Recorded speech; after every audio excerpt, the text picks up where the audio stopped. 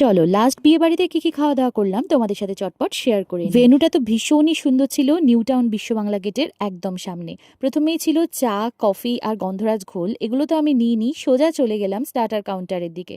ওখান থেকে নিয়ে নিলাম রেড পেপার চিলি চিকেন, আর তার সাথে ছিল চিজ বল। এটা কমপ্লিট করে নিয়ে নিলাম গোল্ডেন ফ্রায়েড প্রন। চিকেনটা আমার দারুণ লেগেছিল, ভীষণ চটপাটা।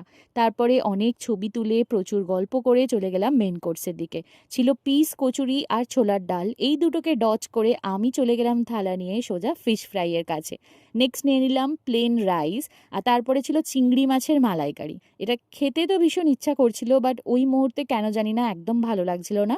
তো মাটন নিয়ে নিলাম অল্প করে, আর লাস্ট নিয়ে নিলাম একটু মিক্সড স্যালাড। আজ তো শুধুমাত্র এই কটা আইটেমই আমি টেস্ট করেছি, আর কেন জানি না এটুকু খেতেও আমার ভীষণ একটা অস্বস্তি হচ্ছিল। যাই হোক, কোনোভাবে এটা শেষ করে চলে গেলাম ডেজার্ট কাউন্টারের দিকে।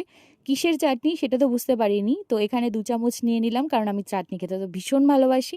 তার সাথে ছিল পাঁপড়, আর ফর আ চেঞ্জ আজকে মিষ্টি খেতে বেশ ইচ্ছা করেছিল, তো একটা সন্দেশ আর 2টো কমলাভোগ নিয়ে নিলাম। আর লাস্টে ছিল কুলফি, তো কুলফি আমি খেতে খুব একটা পছন্দ করি না, তো ওটা আমি নিইনি। ব্যাস এইভাবে খাওয়া দাওয়া করে বাড়ি ফিরে এলাম।